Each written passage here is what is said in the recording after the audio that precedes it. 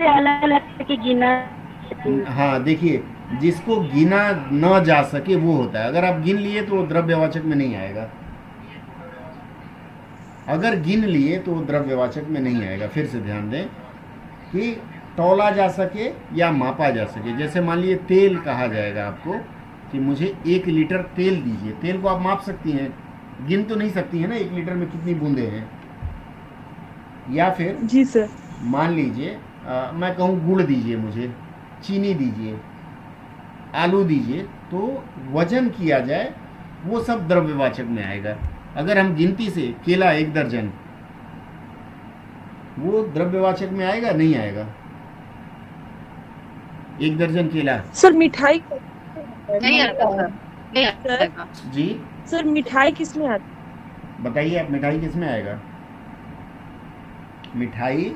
Sir कहीं कहीं तो जातिवाचक। कहीं किलो के हिसाब से भी मतलब आता है अलग अलग। जातिवाचक सर। मिठाई देखिए, मिठाई जातिवाचक में आएगा। क्यों आएगा? क्योंकि मिठाई में रसगुल्ला है, इमरती है, जलेबी है, तमाम तरह की मिठाई सब उसमें सम्मिलित है। आप मिठाई कहेंगे तो अलग नहीं होता है, सेग्रीगेशन नहीं कर पाएंगे हम उसमें। तो इसलिए मिठाई जातिवाचक संज्ञा में रखा जाएगा। ठीक है। ठीक। सर केला। केला फिर आप किस में लेंगी बताइए? केला ये आपको तो द्रव्यवाचक क्यों नहीं है? गिना जा, तौला जा सके, मापा जा सके या गिना ना जा सके, जो न गिनने वाली बात है उसमें आएगा। इसमें द्रव्यवाचक में धातुओं या खनिजों का नाम आता है। केला खाने पीने की वस्तु है। सर केला संख्यावाचक होगा सर। सर जातिवाचक में ही जाएगा वो केला फल भी का नाम जो है केला भी केला। जातिवाचक में जाएगा। केला जातिवाचक। केला भी जातिवाचक में जाएगा, क्योंकि केला भी तो हम माप और रहे या हैं सर ना। संख्यावाचक में। केला भी तो माप रहे हैं ना, 1 दर्जन केला तो माप रहे हैं ना, या तौल रहे हैं। माप तो जी कैसे जाएगा? कैसे बताइए, बोलिए। जैसे कि फल का नाम रहेगा तब ना उसको जातिवाचक में लेंगे। ऐसे केला बता दिया है स्पेसिफिक, तो उसको तो हम क्या बोलते हैं, व्यक्तिवाचक में लेंगे ना सर। केला कैसे अरे व्यक्तिवाचक उसमें में भी तो होगा? बहुत सारा आता है ना। अरे केला का देखिए, मतलब, पूनम, केला भी तो बहुत उसमें प्रकार भी के तो होते हैं बहुत ना। प्रकार मैं का बता होता रहा है हूँ, ना, सब लोग स्पीकर ऑफ करिए। इसीलिए से। मैं दूंगा। सभी लोग स्पीकर ऑफ करिए। देखिए मैं बता रहा हूँ, पूनम जी आप पश्चिम बंगाल में शायद नहीं रहती हैं, या अगर पश्चिम बंगाल में रहती हैं तो आपको मालूम नहीं। वर्तमान केला, कटारी केला, बेंगलोर का केला, तमाम इस तरह के कई वेराइटीज़ हैं केले में भी। एक उसमें बीज होता है, एक में नहीं होता है। तो इसलिए वह जात किस में आएगा? जातिवाचक में हम सर लेंगे, जातिवाचक। जातिवाचक में लेंगे। लेकिन हम कहें कटारी केला ले आना, तो फिर हम उसको द्रव्यवाचक में गिनेंगे, वो ध्यान रखिएगा। अगर वैरायटी बोल दिया तो फिर दूसरे में आ जाएगा। अगला आते हैं हम समूहवाचक संज्ञा में। समूहवाचक संज्ञा, अब यहाँ थोड़ी सी और कन्फ्यूजन हमारी बढ़ेगी। समूहवाचक संज्ञा में कहा जाता है एक ही हाँ बोलिए बोलिए बोलिए सर शालिनी। अभी जो आप बोले कटाली केला, हाँ कटाली केला, उसे किस में रखेंगे, द्रव्यवाचक में? मैं अब आ रहा हूँ, थोड़ा सा और आगे सुन लीजिए। हाँ, एक छोटा सा मैं ग्लिम्स दे रहा हूँ, बाकी इसके सबका विवरण मैं अगली क्लास में करूँगा। देखिए, मैं द्रव्यवाचक जिसे तौला जा सके या मापा जा सके पर गिना न जा सके, इसका ध्यान रखेंगे। अब आते हैं हम, द्रव्यवाचक को पदार्थवाचक संज्ञा भी बोला जाता है। अब आते हैं हम समूहवाचक संज्ञा में। समूहवाचक संज्ञा में कहा जाता है एक ही जाति के व्यक्तियों या वस्तुओं का समूह। एक ही जाति के व्यक्ति या वस्तु का समूह। अब देख लीजिए, जातिवाचक और समूहवाचक में अंतर आ गया। आ रहे हैं, धीरे धीरे आगे बढ़ रहे हैं। एक ही जाति। सर आप कुछ देर आपका आवाज एकदम मतलब अभी जब आप बोल रहे थे बीच में साइलेंट हो गया था। अब वो नेटवर्क की थोड़ी समस्या चल रही है, कोई बात नहीं। इसलिए मैं कहा कि बस एक ग्लिम्स देना। समूहवाचक का एग्जांपल दीजिए ना। मैं आ रहा हूँ, अभी आने दीजिए ना। अब देखिए, सबसे अच्छी बात क्या हो गई, समूहवाचक कहता है कि एक ही जाति के व्यक्तियों या वस्तुओं का समूह होगा। जैसे व्यक्तियों का समूह क्या होता है, दल हो गया, गिरोह हो गया, झुंड हो गया। वस्तु में क्या आ जाएगा, पुंज, मंडल, गुच्छ, घौद, दर्जन, ढेर, ये सब आपका आ जाएगा वस्तुओं के समूह में। और वस्तुओं का अगर समूह है तो वो समूहवाचक संज्ञा में आएगा। अगर मैं कह देता हूँ कि 1 दर्जन केला दीजिए, तो जब मैं 1 दर्जन की बात करता हूँ तो ये समूहवाचक में आएगा। मैं आपको आगे बताऊंगा कि समूहवाचक को जातिवाचक में बदल करके हम कैसे परिवर्तन करते हैं, इसलिए कन्फ्यूजन आज मन में रहना चाहिए। आप लोग किताबें खोजिएगा, जानबूझ के ऐसे कन्फ्यूजन शब्द मैं दे रहा हूँ, ठीक है। मैं आपको अगली क्लास में बताऊंगा कि जातिवाचक से समूहवाचक को जातिवाचक में कैसे बदल के कर्ता बनाते हैं, इसलिए मैं कन्फ्यूजन डाल दे रहा हूँ। मैंने बताया जातिवाचक संज्ञा में व्यक्तियों या वस्तुओं की पूरी जाति का बोध होता है, मनुष्य, पशु, सबका नाम मैंने बता लिया। और जब समूहवाचक में मैं आया तो मैंने बताया एक ही जाति के व्यक्तियों या वस्तुओं का समूह, जैसे मान लीजिए चोरों का गिरोह बोल दिए तो गिरोह समूहवाचक में आ गया। साधुओं का जत्था बोल दिया मैं, तो ये जो जत्था शब्द है ये आपका समूहवाचक में आ गया। तारों का पुंज बोल दिया, फूलों का गुलदस्ता बोल दिया, ठीक है, मित्र मंडली बोल दिया, मंत्रिमंडल बोल दिया मैं, केले का घौद या इस तरह की जो मैं बात करता हूँ वह समूहवाचक में आएगा। स्पष्ट हूँ मैं यहाँ तक? तो आगे बढ़ूँ अगर ये क्लियर है तो। जी सर, ये क्लियर है। ठीक है जी सर। ध्यान रखिएगा, समूहवाचक में और जातिवाचक में एकदम हल्का सा अंतर है और उसके कारण हम परीक्षा में कई बार गलती कराते हैं, तो उसका आप ध्यान रखेंगे, ठीक है।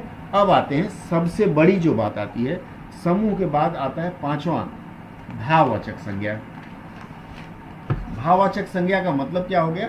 जो भी भाव है, भाव आप सभी लोग समझते हैं। भाव का सबसे बड़ा जो भाव की पहचान है वो ये है कि इसका अनुभव मन में तो कर सकते हैं, हृदय में तो कर सकते हैं, पर छू कर नहीं देख सकते, देख नहीं सकते, छू नहीं सकते। जैसे मान लीजिए किसी के मन में प्रेम का घौत या घौद, घौद होता है पंकज जी, घौद, दाल वाला द, ठीक है। मैं भाववाचक संज्ञा बता रहा था कि जिसका अनुभव हम जितिन जी, मैं आता हूँ, गाय की आप बात कर रहे हैं। गाय मैंने आपको बताया कि जातिवाचक संज्ञा में, पशु पक्षियों का नाम मैंने बताया कि घोड़ा, हाथी, कौआ, ये सब चीज़ जातिवाचक में आएगा, ठीक है। चलिए, सब भाववाचक में मैं चल रहा था, फिर हम इधर उधर भटक ना जाएं। मैंने बताया जिसको छू ना सके, जैसे मान लीजिए आपको दर्द हो रहा है, तो दर्द एक भावना है, तो भावना वो भाववाचक में आएगी। अगर मान लीजिए किसी के प्रति आप में स्नेह पनपा, बालक है घर में, तो उसके प्रति स्नेह या जो प्रेम की भावना पनपी, वो भाववाचक संज्ञा कहलाएगा। दया, क्षमा, घृणा, ये सब आपके भाववाचक में होंगे, अर्थात वहाँ आपका भाव का प्रकटीकरण हो रहा है। ये मैंने आपको जो बताया, ये 5 आपको संज्ञा के प्रकार बता दिए। इसमें कोई संदेह हो तो बताइए। इसका विवरण मैं अगली क्लास में पूरी तरह दूंगा। अगली क्लास जो होगी पूर्ण रूप से संज्ञा और संज्ञा के सही प्रयोग पर होगी। और जी ममता जी, मन को ठेस पहुंचाना, तो ये जो ठेस भाव हो जाएगा, ठीक है। ठेस लगती है चलते समय, वो भी भाव में होता है। स्पष्ट हूँ मैं? कोई शंका इसमें हो तो, कोई शंका हो तो बता दें। सर एक, हाँ बोलिए सर बोल एक बार समूहवाचक थोड़ा सा बता दीजिए ना, मेरा कॉल डिस्कनेक्ट हो गया था। ठीक है, समूहवाचक में बता रहा था कि एक ही जाति या व्यक्तियों का झुंड, एक ही जाति के व्यक्तियों वस्तुओं का झुंड। जैसे मान लीजिए एक ही जाति क्या हो गया, मैंने गाय बोला, ठीक है, मैंने गाय बोला, वो जातिवाचक में है। लेकिन अगर मैं कहूँ वो कौन सी, ऑस्ट्रेलियन गाय, अगर मैं कहूँ ऑस्ट्रेलियन गाय का झुंड आ रहा है, ये जो गाय का जो झुंड का प्रयोग हुआ, यह समूहवाचक के रूप में हुआ। एक और मैं उदाहरण देता हूँ, मूर्खों की टोली बोलते हैं ना, तो ये जो टोली जो शब्द का हम प्रयोग किए, ये समूहवाचक के रूप में प्रयोग किए, क्योंकि मूर्ख जो हैं एक जाति है, लेकिन उसमें से मूर्ख की जाति में से कुछ 10-5 आ रहे हैं, तो उसको टोली बना दिया गया। अगर आप साधु कहते हैं ना, साधु दाढ़ी बढ़ाए हुए, साधु अगर कहते हैं, साधु मतलब सारे साधु आ जाएंगे, क्रिश्चियन, पारसी, सब लोग साधु में आएंगे अगर हिंदी भाषा की बात करें तो। लेकिन साधुओं में भी मान लीजिए नागा साधु होते हैं, हमेशा नंगे रहते हैं, तो नागा साधु का अगर नाम आता है तो हम कहेंगे नागा साधुओं का जत्था आ रहा है। तो जब जत्था का प्रयोग कर लिए तो यहाँ वो जातिवाचक नहीं रह के वो समूहवाचक में परिवर्तित हो गया। स्पष्ट हुआ मैं? शालिनी जी बताइए। हाँ सर, ठीक है संगीता, सॉरी। अब मैं एक चीज़ और आपको बता दूं कि समूहवाचक और जातिवाचक में थोड़ा सा अंतर है। जितिन जी, परेशानियां आप पूछ रहे हैं, परेशानी किस में आएगा? भाव है ना। लेकिन इसके ऊपर मैं व्याख्या अगली क्लास में करूंगा कि जातिवाचक को हम भाववाचक में कैसे, या जातिवाचक से समूहवाचक। ये शुद्ध प्रयोग व्याकरण का, संज्ञा का अगर आप सीख जाते हैं तो वो आप सही रूप से व्याकरण में प्रयोग कर पाएंगे। ये अगली क्लास के लिए मैं ड्यू रखूंगा, उसमें ट्रांसलेशन पे चर्चा नहीं होगी। ठीक है, तो मैंने आपको बताया बनावट के अनुसार संज्ञा के 3 भेद है। इन भेदों की चर्चा अगली क्लास में करूंगा। और व्युत्पत्ति के अनुसार आपके 5 भेद हैं, जो मैंने आपको 5 बता दिया। इन 5 में से चूंकि ये इंट्रोडक्शन था और इसका मैं PDF दे चुका हूँ आपको, तो इसमें कोई संदेह हो तो बता दें आज की क्लास का। ये हेलो। हाँ बोलिए ममता जी। सर पहला वाला जो आप बोले ना 3 का नाम, उत्पत्ति के आधार पर यौगिक, और हम ये 3 सुन नहीं पाए, आप एक बार नाम बता दीजिए ना। हाँ, मैंने बताया आपको, रूढ़ है, रूढ़, यौगिक और योग रूढ़ है। 3 तरह के वाक्य हैं। ये बड़ा आपके लिए इंटरेस्टिंग रहेगा जब मैं इसके ऊपर चर्चा करूंगा, और फिर समझ में आएगा कि हम लोग अनुवाद करते समय कैसी गलती करते हैं, या फिर परीक्षा में जब हमारे ऑब्जेक्टिव प्रश्न आते हैं ना, उसमें हम कैसी गलती करते हैं। ये इन तीनों से हम निकाल करके आपको बताएंगे। ठीक है, और किसी को कोई संदेह हो तो पूछें। सर नेक्स्ट क्लास यौगिक पे रहेगा सर, यौगिक रूट शब्द पे? नहीं, पूरी संज्ञा खत्म होगी अगले क्लास में। उसमें अनुवाद में इसका कहाँ उपयोग होता है वो पूरा, मतलब हिंदी व्याकरण का अनुवाद में कैसे होगा वो उसमें रहेगा। सुजीत जी बोल रहे हैं PDF नहीं मिला। ठीक है, हम शेयर कर देंगे ग्रुप में अगर हैं तो। ठीक है, और कुछ है आप तो बताएं फिर। संज्ञा के कितने वर्गीकरण है ये पूछ रहे हैं जितिन जी। संज्ञा का वर्गीकरण आप में से कोई बताएगा? पंकज जी ने जवाब दिया 3 है सर। हाँ। अभी तो ये तो है कि 2 प्रकार के होते हैं। पहले आपने 2 बताया सर अभी। अरेक प्राणतत्व के तर्क होता है, एक माने जो प्राणवाचक संज्ञा है, माने प्राणीवाचक संज्ञा, अप्राणीवाचक संज्ञा। हाँ हाँ, वो तो वो ही बता ही दिया सर। प्राणीवाचक और अप्राणीवाचक ये तो फिर हम व्याकरण के दूसरे हिस्से में पढ़ते हैं। ठीक है, और ये वर्गीकरण में आता है। लेकिन वैसे भेद जब आएगा तो भेद में फिर वो सब शामिल हो जाता है, प्राणीवाचक अप्राणीवाचक सब शामिल हो जाते हैं। जैसे मान लीजिए हम व्यक्तिवाचक कहें तो व्यक्तिवाचक में हम शहरों का भी नाम ले लेते हैं, तो जो शहर हुए वो तो प्राणीवाचक नहीं है ना। ठीक है, तो हेलो। हाँ बोलिए। जितिन जी का प्रश्न एक बार क्लियर कर दूं मैं। जितिन जी, बात मेरे ख्याल से क्लियर हो गई होगी। प्राणीवाचक अप्राणीवाचक 2 वर्गीकरण है, लेकिन जब हम भेद में आते हैं तो सबको मिला जुला के लेते हैं। और भेद में 2 प्रकार से, एक बनावट अर्थात व्युत्पत्ति के अनुसार जो है वो 3 है, और बाकी 5 आता है। क्लियर है? चलिए पूनम जी बोलिए। पूनम जी बोलिए। हम बोल रहे थे कि गाय का झुंड होता है कि गायों का झुंड होता है सर? क्या होना चाहिए बताइए? ये सब चर्चा अगली क्लास में। मेरे अनुसार तो गायों का झुंड होना चाहिए सर। आप गायों बोलती हैं ठीक है, लेकिन मैं अगर बोलूं जर्सी गायों का झुंड आ रहा है तो वो गलत माना जाएगा। वहाँ जर्सी गाय होना चाहिए। ऐसे नॉर्मली गायों का झुंड होगा ना? गायों का झुंड भी नहीं होना चाहिए। झुंड का मतलब हो गया गाय एक वचन में आएगा। इस पर पूरी चर्चा अगली जो क्लास होगी वो आप लोग मिस मत करिएगा। अगर मिस करते हैं तो बहुत बड़ी चीज़ मिस कर जाएंगे, क्योंकि रिकॉर्डिंग उपलब्ध नहीं हो पाएगी। एक बात सुन लीजिए ना सर। हाँ बोलिए बोलिए। जैसे हम लोग अंग्रेजी में बोलते हैं ए पेयर्स ऑफ शूज, तो ये पेयर्स बोलते हैं, पेयर बोलते हैं, ये पेयर ऑफ शूज बोलते हैं। हाँ, पेयर बोलते हैं। अच्छा, तो पेयर्स तो नहीं बोलते हैं ना। जब पेयर्स बोलेंगे तो ये नहीं लगेगा। हाँ तो नहीं, ए पेयर ऑफ शू आप बोल सकती हैं, कोई रोक नहीं है।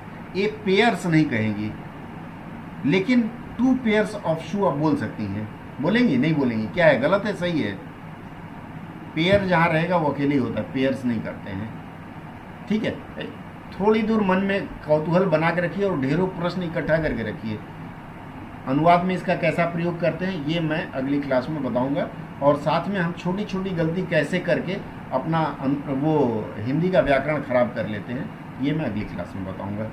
आज इंट्रोडक्शन में किसी को कोई डाउट हो तो मुझे बता दें। ठीक है, क्लियर हूँ?